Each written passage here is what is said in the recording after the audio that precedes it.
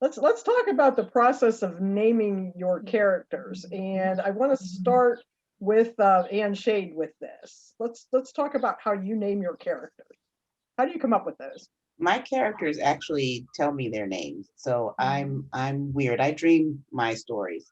So my stories come to me in dreams, or whether a sleeping dream or a daydream, and the characters, introduce themselves to me, and that's how I find out their names and all I can about them, and then that's how I start my stories and I build it from there. But they pretty much introduce themselves to me.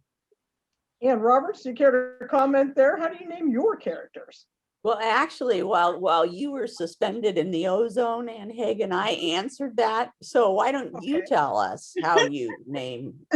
Well, I want to move on to Ann Apteker here then, because someone has asked a question in the Q&A. How did you come up with the name for your main character, Cantor Gold? Oh, okay. People ask me that often. So some of our listeners may have heard this before, but for the gracious person who asked me now, I'm happy to tell you. When I first started thinking about the series, the character of Cantor Gold was very much in my mind. And I knew that her name had to be Cantor, but originally Cantor was her last name. In the process of writing the first book, Criminal Gold, after I had decided that the character was actually going to be a criminal, she's an art thief and a smuggler, instead of a private investigator, it occurred to me, I was writing like 3 or 4 pages in, that Cantor was not her last name, but was her first name. And it literally was like a light bulb coming off. Now, the reason why I chose Cantor originally as a last name, ultimately as a first name, in the Jewish tradition, a cantor is a ritual singer in the synagogue. And while the books are not religious, or, there's no religion going on in the books and all that sort of thing. But to me, as I was writing this character, and I had lived with her in my head for so long, even before I started writing her, she is for me a ritual. She is my ritual singer. She literally sings her criminal life. She thrives in the criminal world. So she sings her life on behalf of all the people in the world who get pushed around and have the courage to push back, which is what she does. So that's why I chose the name Cantor ultimately as her first name. Then, having decided that that was her first name, I had to come up with a second name. And that kind of popped into my head as well. New York in the 50s, when the series takes place, was a golden time on the surface. Underneath was, of course, dark and noir, but on the surface, it was a golden time. So Cantor Gold fit thematically, but I also, language is very important to me in the writing, and the rhythm of Cantor Gold just sat right, and it very much told me who she is. And I think for readers, it immediately tells people the kind of person that she is. So that's how I came up with the name. Anne Lachlan, what's the best name you've ever used for a character, and how did you choose it? I wish I was just a tenth like Charles Dickens and could come up with these spectacular names that really tell you what a character is. My process is much more pedestrian, and my favorite of my novels, I guess one of my favorite names is the main character from The Acquittal, whose name is Josie Harper.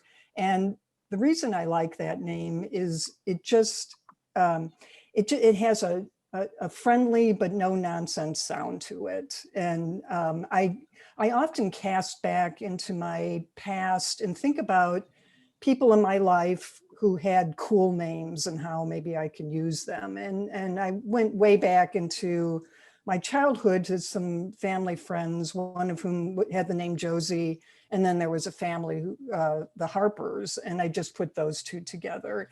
So my process often is like that, or even a little more desperate. I will cast about by going on the internet and going to baby name lists or the lists of, Irish last names or Polish last names or whatever, if I want to, try to diversify away from my usual Irish last names.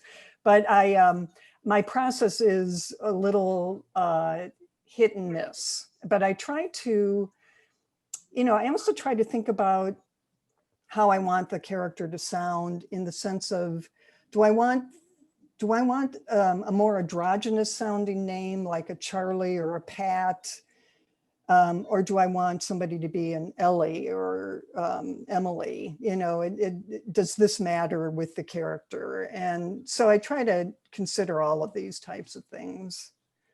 One thing I try to stay away from is naming my character Kate, because this has been done to death, and especially among private investigators, they're almost all named Kate. So they'll find no Kates in my books. Yeah, after Kate Delafield, that's kind of hard. Delafield. Yes, why bother?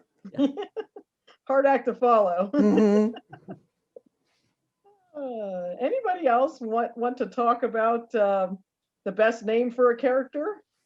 Ann Yeah. Roberts, I don't think you've Oh, sorry. spoken to that. So, and I mentioned this when you were off.